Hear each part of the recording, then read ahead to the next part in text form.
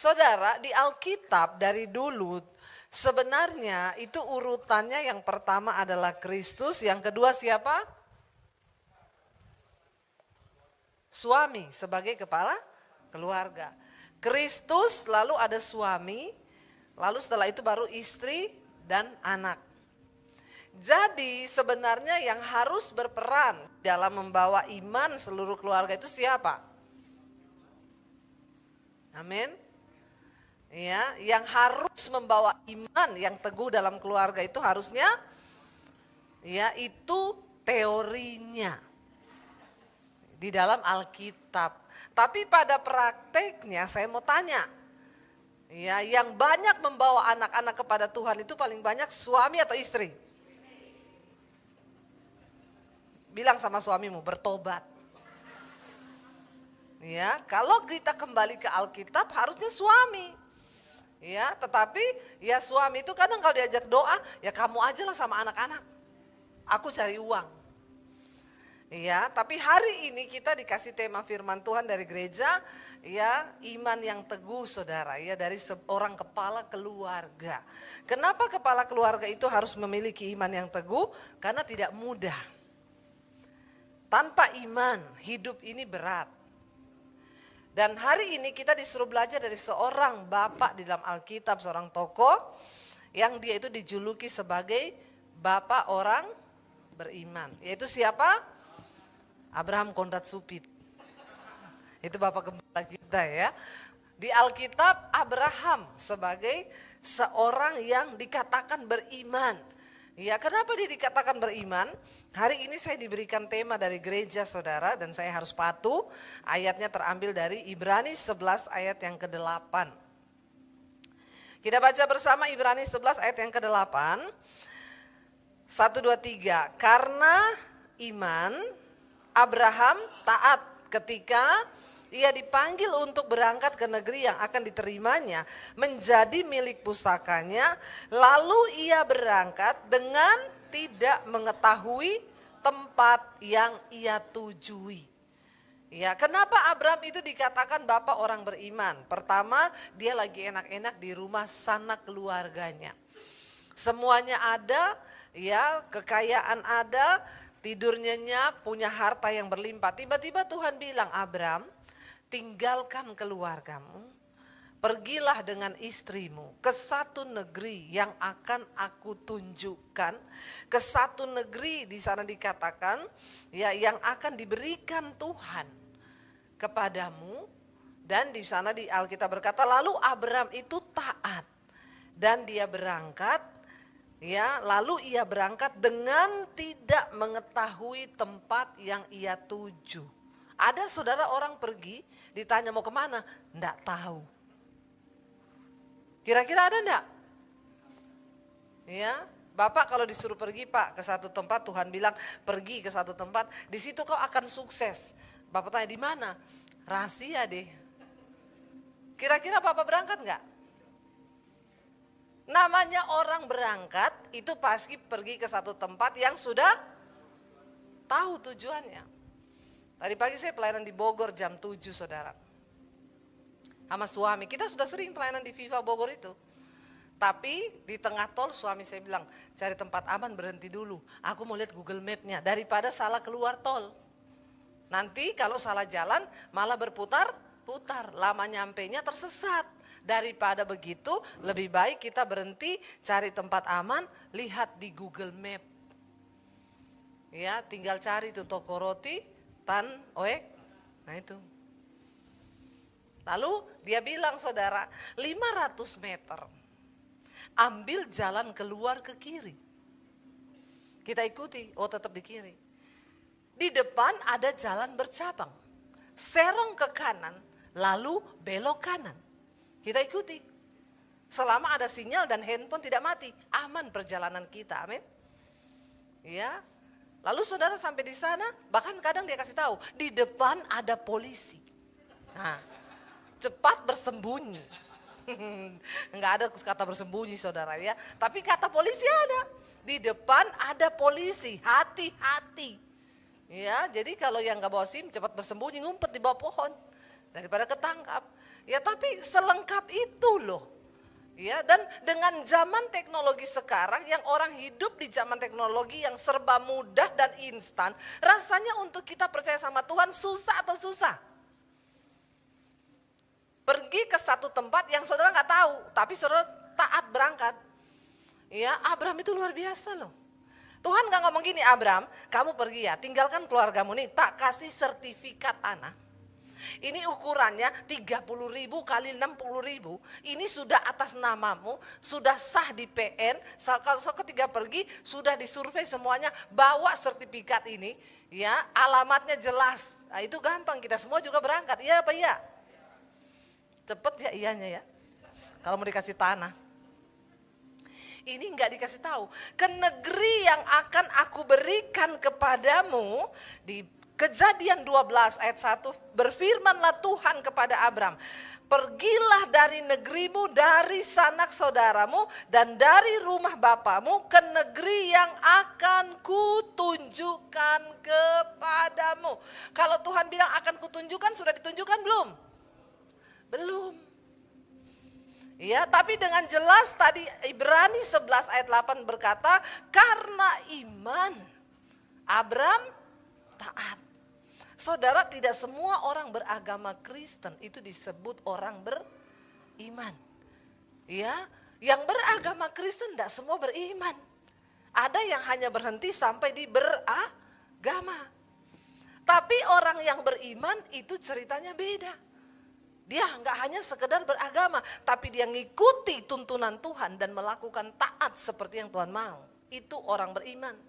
Makanya ada yang bilang gini, Bu doain ya, itu loh si A anaknya mau nikah, mau pindah agama Bu, doain. Saya bilang doain apa? Orang dia juga memang namanya belum tercatat di sorga kok. Ya enggak?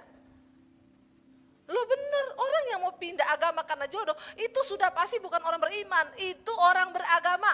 Orang beragama namanya tercatat di sorga, kagak. Amin. Jangan bangga saudara jadi Kristen, jangan. Ya bisa-bisa namamu belum ada di sorga. Saya bilang ngapain didoakan, itu berarti dia belum beriman. Kalau orang beriman mau jodoh seganteng apa, sekaya apa, suruh ninggalin Yesus, pret. Ya apa ya? Enggak mungkin ya. Rasul Paulus bilang, tidak mungkin aku bisa dipisahkan dari kasih Kristus, entah karena kelaparan, aniaya, ketelanjangan, kematian sekalipun. Tidak bisa membuat aku dipisahkan dari Yesus. Itu orang beriman. Jadi saya bilang gak usah didoakan Bu. Itu orang berarti namanya belum tercatat di sorga. Ya kalau sudah tercatat, dia nggak mungkin sembarangan nikah begitu sama orang yang nggak percaya Yesus.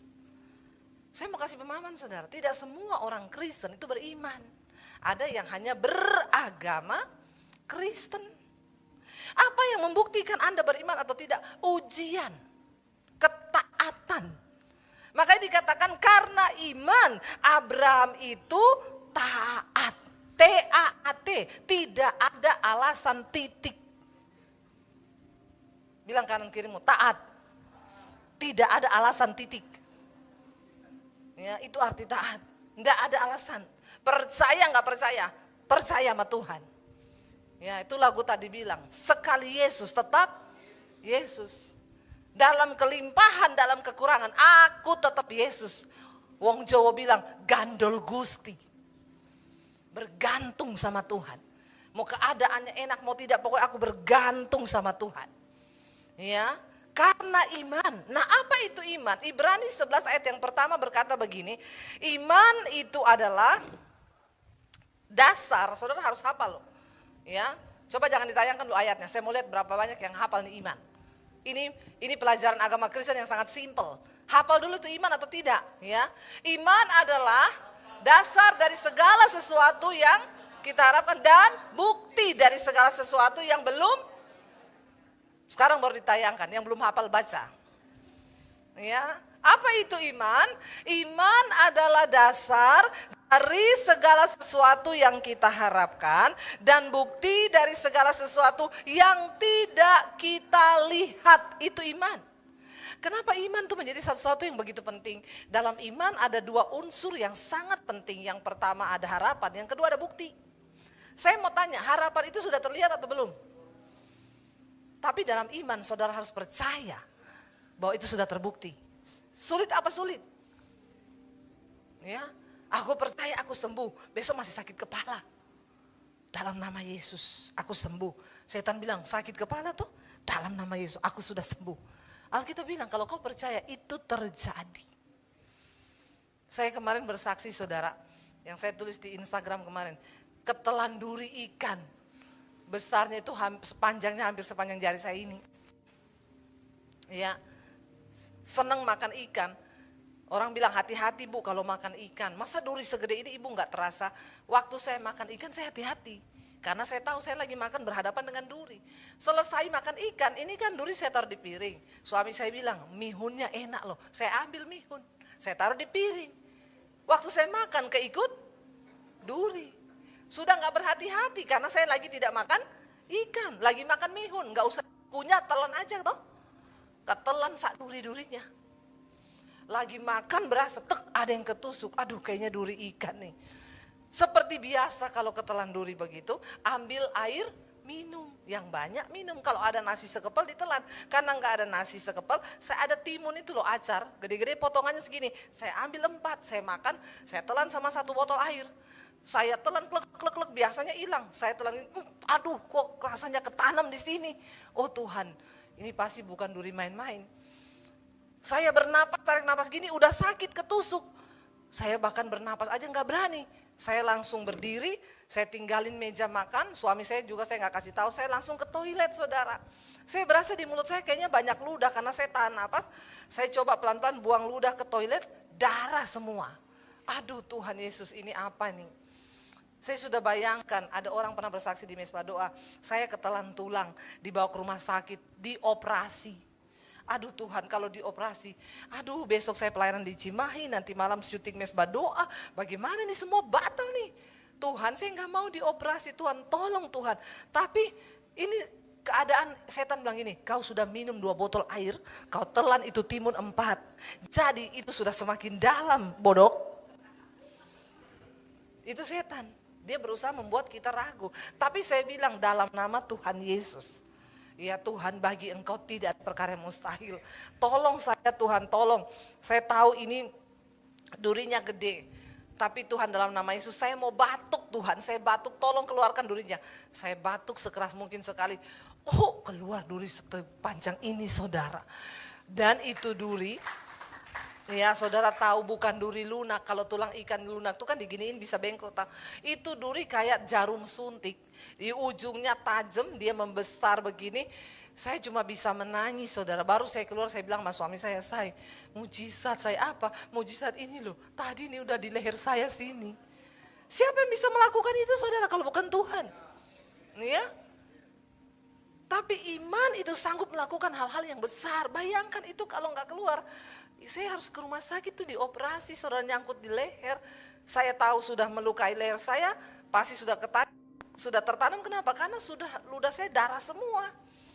Tapi bagi Tuhan tuh, aduh ya hal-hal yang begitu tuh, ya makanya kita perlu berjalan dengan iman saudara. Dikatakan karena iman Abraham itu percaya, dia tidak ragu pada janji Tuhan, dia melangkah karena iman, dia bilang oke Tuhan. Jadi dalam iman itu ada harapan, ada bukti. Apa yang saudara harapkan hari ini?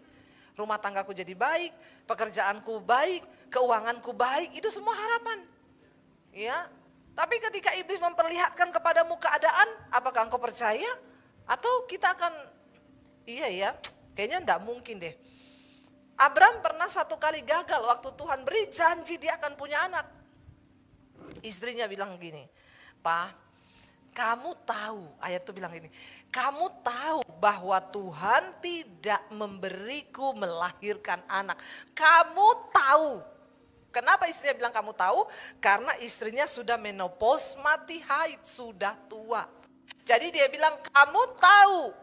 Mungkin kalau dalam bahasa yang lain tidak tercatat di Alkitab, jangan pura-pura tidak tahu.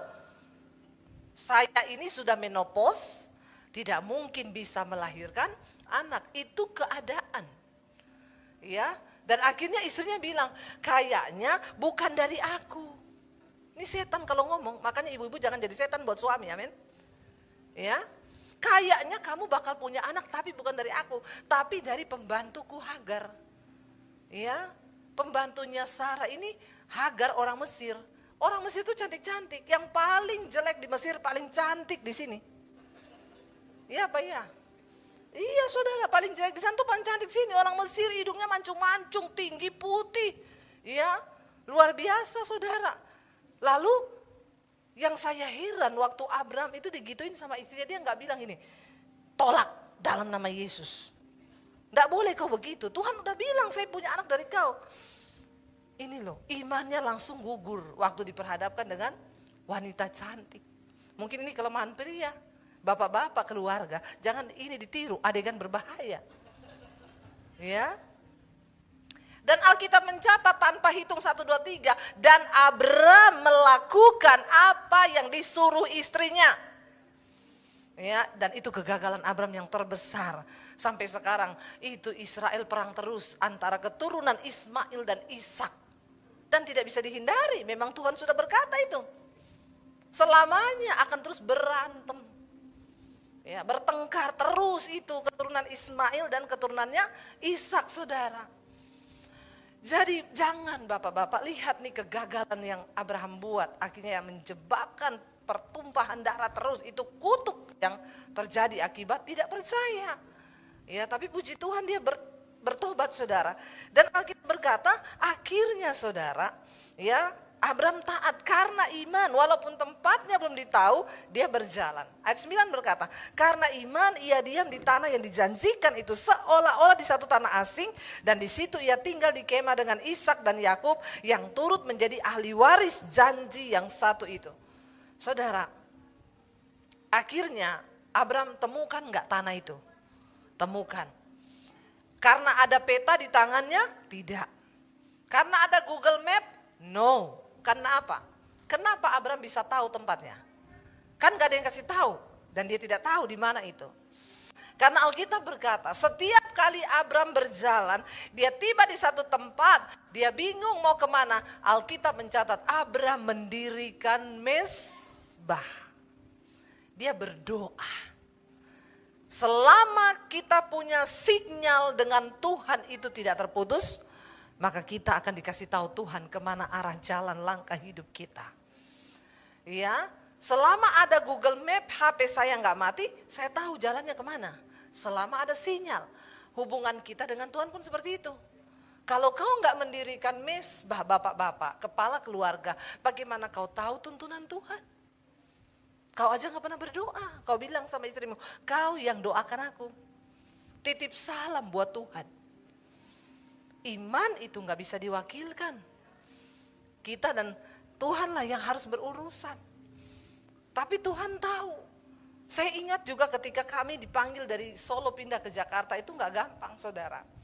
Ya, perjalanan iman yang begitu rumit. Yang saya ikuti Tuhan di Solo kita baru beli rumah. 2 tahun tempati rumah, ada usaha, ada pelayanan, lancar semuanya. Tiba-tiba dapat suara Tuhan, tinggalkan kota Solo, pergi ke kota Jakarta. Kami berdoa minta tanda demi tanda, puasa, digenapi semuanya tanda itu. Pertanyaannya Tuhan, saya punya anak 3 dan di rekening saya nggak ada uang 5M. Kalau ada uang 5M, saya langsung angkat koper, anak-anak packing semuanya. Kemana Tuhan? Ya, siap ada uang 5M di rekeningku. Masalahnya kita ini suka sesuatu yang terlihat dengan mata. Tuhan itu kalau bekerja tidak terlihat mata. Saya bilang gak ada uang di rekening saya, bagaimana pindahkan 3 anak. Terus ke Jakarta mau ngapain? Berat bagi kami saudara. Tapi karena temanya hari ini iman yang teguh dari seorang kepala keluarga, jadi lebih baik suami saya yang bersaksi, setuju? Karena dia kepala keluarganya. Biar dia cerita apa yang dialami bersama Tuhan. Ya, mari silakan Bapak Daniel. Walaupun hari ini namanya Daniel bukan Abraham, tapi dia mewakili Abraham. Shalom. Ya, seperti yang sudah diceritakan tadi bahwa tepatnya 14-15 tahun yang lalu waktu kita dapat konfirmasi untuk tinggalkan kota Solo menuju kota Jakarta, bukan untuk sesuatu yang baik buat kita, sebab waktu itu kami sudah pelayanan, kami berdua hidup melayani Tuhan dari Senin sampai Senin, setiap hari kami melayani, dan kita dikasih berkat juga, ada usaha yang bisa menopang dalam pelayanan kita. Bahkan waktu itu kita sudah diberi rumah untuk kita tinggal, baru menikmati 2 tahun. Tiba-tiba dalam persekutuan kami dengan Tuhan, Tuhan singkapkan, tinggalkan zona nyaman. Dan kamu akan pergi ke satu tempat yang dimana tempat itu asing buat kita. Saat itu saya berat, saudara, sebagai kepala keluarga, saya bicara sama istri saya gini, kamu mungkin imanmu kuat tapi imanku gak kuat. Ini sesuatu yang baru, di Jakarta bukan tempat yang kecil, Jakarta tempat yang besar, dan bahkan waktu saya berpikir Jakarta kayaknya gak mungkin. Tapi suara Tuhan lewat beberapa konfirmasi hamba Tuhan, itu tergenapi, dan melalui persekutuan kita dengan Tuhan juga digenapi. Tiba-tiba saya bicara, ya udah kita berangkat. Apa yang terjadi waktu kita sampai di Jakarta, semua link ditutup. Semua kenalan kita kayak rasanya kayak ditutup. Kemudian saya sempat protes sama Tuhan, Tuhan kok ditutup semua. Akhirnya singkat cerita 1 tahun kami tidak ada pelayanan. Waktu itu saya belum kenal Pak Iwan. Kalau kenal Pak Iwan saya minta pelayanan sama dia. Dalam arti pelayanan bukan soal pekerjaan, tapi pelayanan yang benar-benar kami ada dalam panggilan Tuhan itu nggak ada. Nggak tahu Tuhan bawa kita sudah sampai sini, anak-anak masih di Solo. Dan sebagai kepala keluarga, saya harus memikirkan anak-anak 3 yang di Solo, bagaimana menghidupinya. Tidak ada pemasukan selama 1 tahun. Yang pertama, uang tabungan mulai menyusut untuk kehidupan di sini. Kangen anak, 2 minggu sekali pulang ke Solo, pertama naik pesawat. Uang mulai berkurang, naik kereta api. Berkurang lagi, bukan hanya berkurang lagi, naik bus. Yang terakhir benar-benar kami nggak dapat uang. Saat itu saya masih ingat, saya dapat pelayanan main musik. Setelah main musik saya dapat amplop. Saya buka, waktu itu saya buka 200.000. Kalau 200.000 itu cukup untuk 1 bus. Jadi saya bilang gini, kita berdua kangen sama anak-anak, kamu yang pulang atau aku yang pulang. Istri saya bilang gini, kalau kita mengenapi rencana Tuhan, kita bareng berdua, pulang juga berdua lihat anak-anak. Saya bilang enggak bisa 200.000. Saya bilang 200.000 hanya bisa untuk tiket bus 1. Kemudian kita berpikir, tiba-tiba di depan saya lihat motor saya, kita bisa sampai Solo dengan uang 200.000 ini, tapi maaf kita nggak bisa makan. Ini cukup untuk bensin, mau enggak kamu berangkat? Untuk cuman mau lihat anak-anak di Solo. Kami berangkat, dan Jakarta Solo kami tempuh 18 jam. Naik motor bukan karena touring, Pak. Kalau touring enak, kita bukan karena touring, karena duitnya cuman itu. Jadi saya setiap di jalan lapar, saya ngomong sama istri jangan beli makanan, takutnya nggak cukup buat beli bensin. Dan dari Cirebon sampai Solo hujan terus, saudara. Kayaknya cobaan itu kayaknya gini, kok kenapa yang dicobain kita berdua, rasa-rasanya seperti itu. Nah waktu ketemu anak-anak di Solo, mulai ketemu 2 hari lagi, Tuhan bilang berangkat lagi ke Jakarta. Saat kami berangkat ke Jakarta itu tidak ada harapan, tidak ada alasan untuk kami berangkat ke Jakarta, tapi suara Tuhan itu kencang sekali. Dan melalui tanda-tanda yang Tuhan berikan kepada kami bahwa ada perkara besar yang terjadi di Jakarta. Nah di satu titik terendah, 1 tahun tidak ada pelayanan, uang habis, saya protes sama Tuhan. Dalam persekutuan saya berdoa sama Tuhan, tapi saya berdoanya bukan berdoa memohon, bukan berdoa yang minta dari Tuhan, tapi protes sama Tuhan. Saya bilang gini, Tuhan, nama saya Daniel, bukan Yunus. Saudara tahu? Tapi saat ini saya mau jadi Yunus. Saya sudah tidak, maaf waktu itu saya sudah tidak percaya dengan janji Tuhan. Saya tidak percaya apa kata Tuhan. Saya tidak percaya apa kata Alkitab. Waktu di titik terendah saya bilang sama Tuhan gini, Tuhan saya mau seperti Yunus. Tuhan suruh saya ke Niniwe tapi saya pergi ke Tarsis. Tuhan bicara suruh ke Jakarta tapi saya nggak mau ke Jakarta, saya akan pulang ke Solo. Sebab apa saudara? Yang terjadi dalam kehidupan saya bukan naik tapi tambah merosot. Saya ikut Tuhan bukan tambah baik, tambah merosot. Makanya saya bilang ikut Tuhan bukan enak, tapi tidak enak. Dengar suara Tuhan tidak enak. Buat daging kita tidak enak. Jadi bahasa tidak enak itu buat daging kita enggak enak. Kemudian saya tetap bertahan, saya cuma satu hal gini. Saya bilang sama istri saya mau tinggalkan Jakarta, masa bodoh dengan janji Tuhan, masa bodoh dengan suara Tuhan, saya enggak kuat. Kalau kamu tetap mau di Jakarta, silahkan sendiri, saya mau pulang Solo. Dan minggu depan kalau tidak terjadi apa-apa, saya akan pulang Solo, terserah. Tiba-tiba saya ditelepon teman saya, bro, ada pelayanan KKR. Saya bilang gini, oke lah KKR. Pikiran saya bukan KKR-nya saudara, pikiran saya lumayan. Dapat PK, saya buat beli tiket untuk pulang ke Solo. Dan saya tinggalkan Jakarta, saya tinggalkan melayani Tuhan di Jakarta. Tiba-tiba selesai KKR itu ternyata KKR besar waktu itu 14 tahun yang lalu di Grand Melia yang ngadain Pak Rudi Tanu, manggil hamba-hamba Tuhan besar di internasional, dari Amerika, dari Jepang, bahkan dari Asia. Nah waktu itu dihadiri sekitar 2.000 orang. Setelah ibadah KKR, hamba-hamba Tuhan itu maju ke depan, terus kemudian kita minta dinubuatkan, karena mereka punya karunia-karunia nubuat. Istri saya single gini, sebelum kita pulang ke Solo, kita minta suara Tuhan yang benar-benar audible, minta dinubuatkan sama hamba Tuhan. Saya sambil bercanda, saya bilang gini, kita bisa nubuat sendiri. Enggak usah pakai nubuatan-nubuatan hamba Tuhan. Tapi istri saya bilang, perlulah kita sekali-sekali minta nubuatan dari Tuhan. Oke, kalau minta nubuatan dari Tuhan, ada 4 hamba Tuhan, saya pilih yang made in USA. Lebih tokcer. Saya enggak percaya yang Asia. Saya bilang gitu. Oke, kita ngantri di hamba Tuhan yang Bill Heyman waktu itu, yang dari Amerika.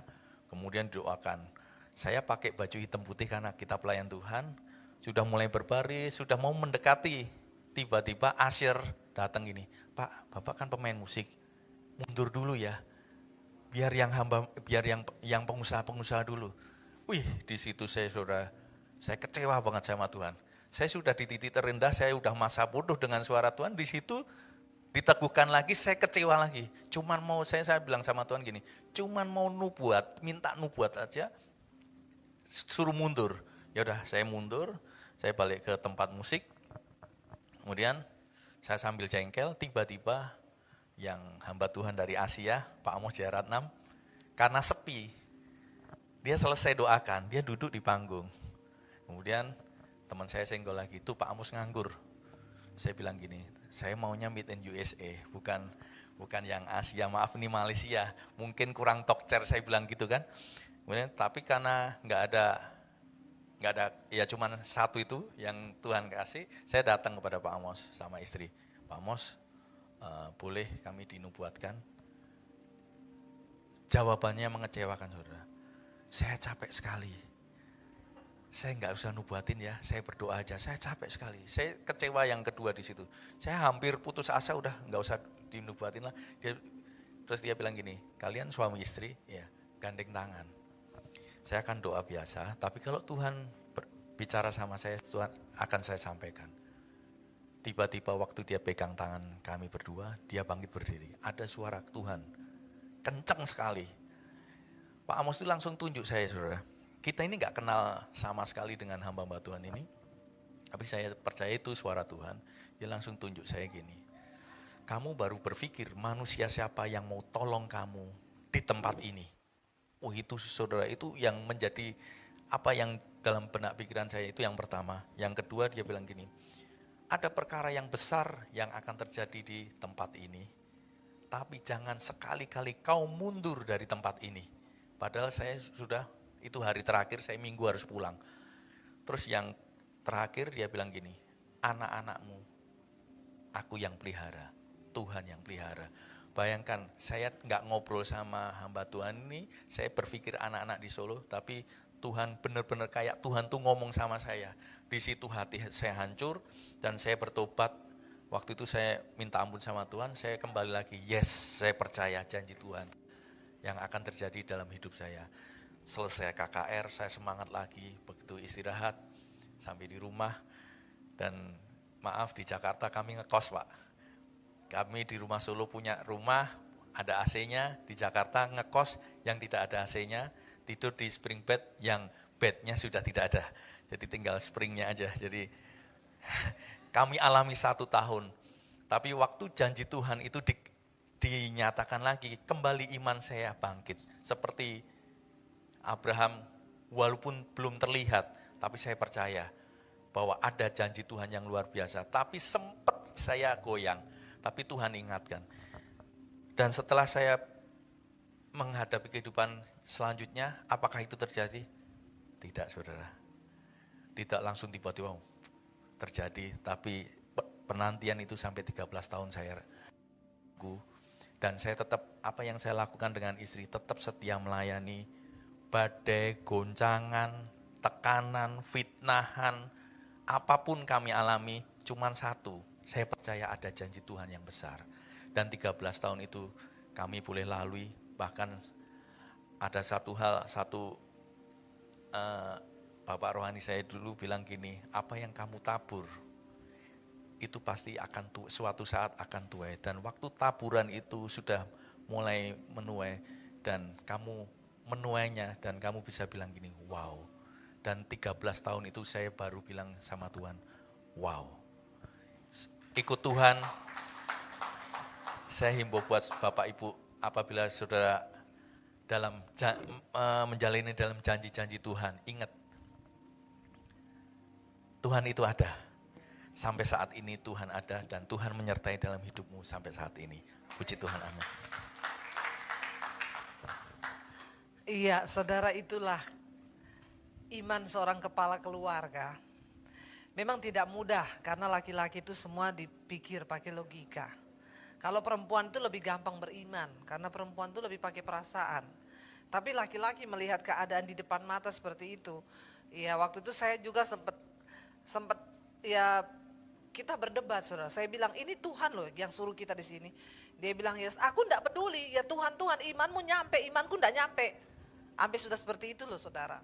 Saya bilang, ya datang sama Tuhan, minta pertolongan Tuhan. Dia itu berpikir cicilan rumah kita di Solo piye.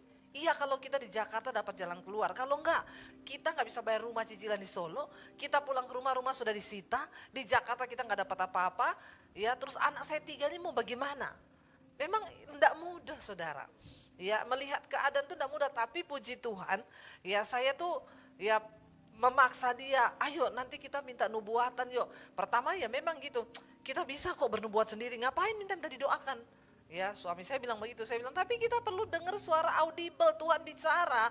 Ya, supaya jangan maunya kamu, jangan maunya saya, biar maunya Tuhan. Saya berdoa, Tuhan kalau ini memang maumu, teguhkan Tuhan.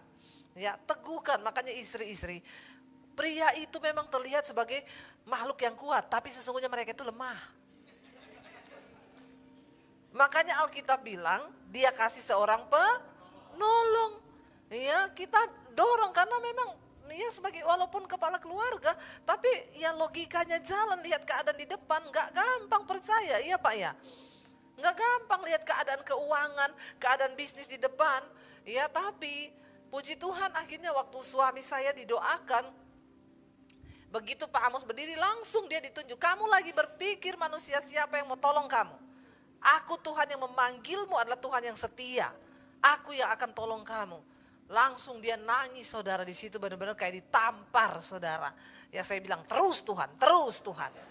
Ya, langsung Pak Amos bilang jangan mundur selangkah pun, jangan mundur selangkah pun. Kamu lagi berpikir mau mengundurkan diri dari panggilan Tuhan.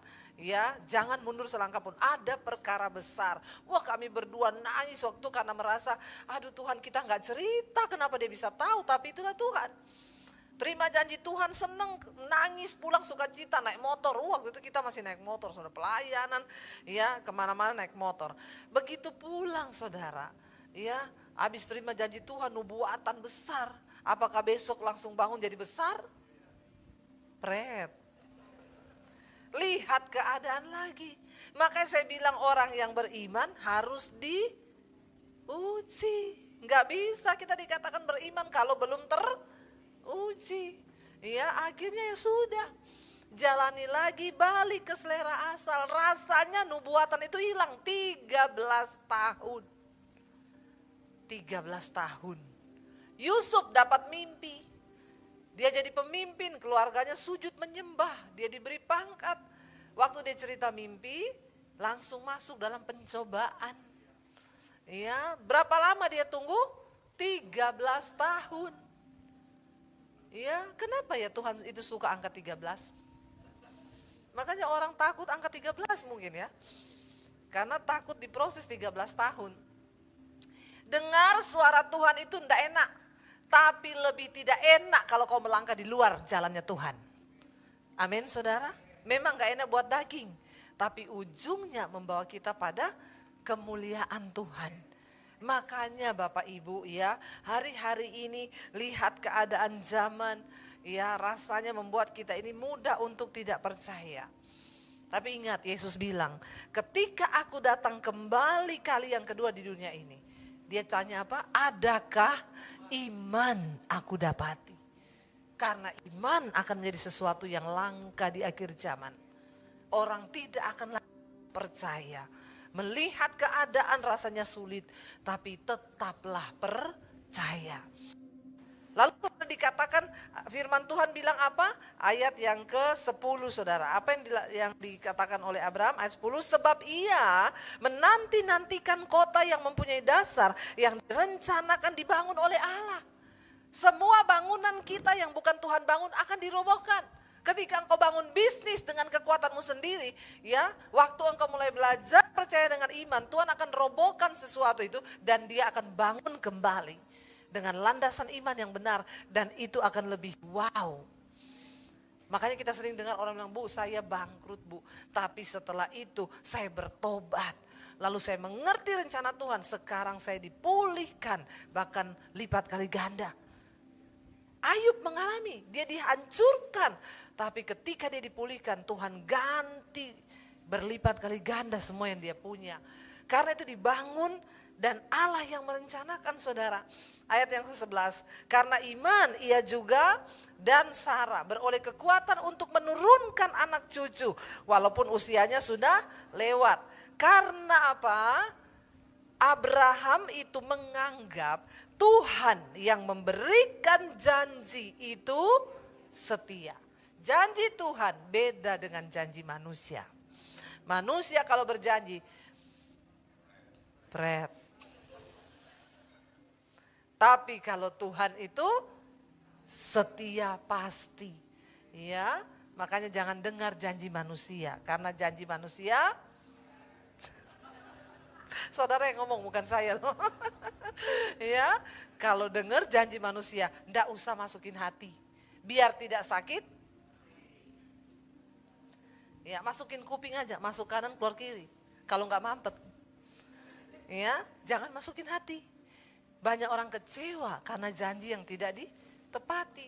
Tapi kalau Tuhan berjanji, dia pasti genapi. Ya, seperti Abraham, seperti apa yang saya dan suami alami saudara. 13 tahun penantian dari nubuatan itu. Apa yang kami alami sekarang? Perkara besar itu Tuhan genapi. Ya, bahkan ketika kami disuruh bangun sekolah Alkitab, dengan apa kami membangunnya? Tuhan, saya bukan orang kaya, saya bukan orang pintar. Tuhan bilang, aku tidak cari orang kaya, aku tidak cari orang pintar. Aku cari orang yang beriman. Karena hanya lewat iman semua proyekku di bumi ini akan terlaksana. Waktu itu kami bingung, ya sampai mau taruh nomor rekening aja di YouTube Tuhan gak kasih. Tuhan bilang coba kamu taruh nomor rekeningmu, aku ndak ikut bekerja. Lalu kami gak jadi taruh nomor rekening itu untuk pembangunan sekolah. Kami tunggu cara Tuhan terselesaikan dalam tempo yang sesingkat-singkatnya dengan cara seksama. Ya, Tuhan bekerja dengan cara seksama dan dalam tempo yang sesingkat-singkatnya. Ya, 17 Agustus. Saudara, apa yang terjadi? Sekolah selesai, tanggal 30 Juni ini wisuda angkatan yang pertama. 20 Juni. 20 Juni ini Kamis, saya bawa mereka dari Bandungan Semarang ke Jakarta, wisuda di Citycon Mesbado onsite. Semua seneng, anak-anak itu ngomong begini, Ibu, terima kasih Bu, kami selama ini cuma lihat kota Jakarta di TV. Karena memang mereka dari pedalaman, saudara. Ya, saya bilang gak apa-apalah, kalian pantas mendapatkannya. Kenapa? Cari orang yang mau jadi misionaris sekarang susah. Sekolah saya itu gratis, enggak bayar. Itu aja udah gratis. Cari orang yang mau jadi hamba Tuhan, udah jarang dan langka. Makanya benar Yesus bilang, tuayan itu banyak tapi penuai sedikit. Makanya Tuhan suruh saya, jangan buka gereja kamu, siapkan penuai.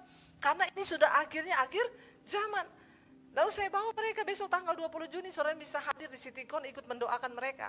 Ya, saudara tahu nanti tanggal 21-nya saya bawa mereka ke Ancol, ke Dufan. Saya suruh naik itu halilintar. Sebelum kau menghadapi ujian iman di desa-desa, kau ujian iman dulu di halilintar situ. Kau lulus di situ, ya, baru kau pulang ke desamu. Seneng semuanya, saudara.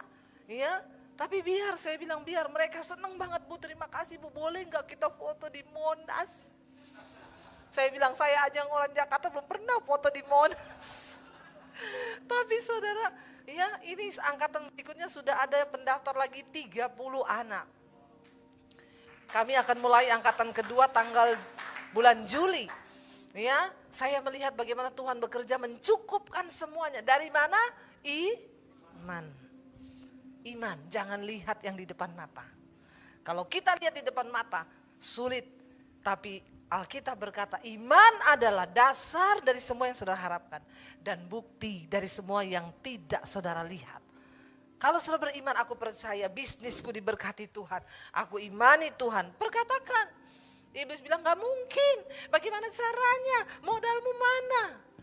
Saudara bersama Tuhan tuh kadang Tuhan gak perlu modal. Yang amin gak banyak.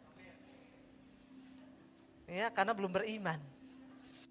Ya, harus beriman, benar. Ya, saya sudah melihat kesaksian banyak orang yang cuma dengan cara begitu aja loh Tuhan bekerja.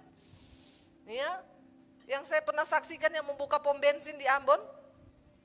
Jemaat Mesbah Doa ketemu saya masih muda, ibu-ibu, papa saya ini jemaat Mesbah Doa, ibu, Bu, saya pergi doakan di rumahnya. Waktu saya tanya anaknya, kalau kamu kerjanya di mana?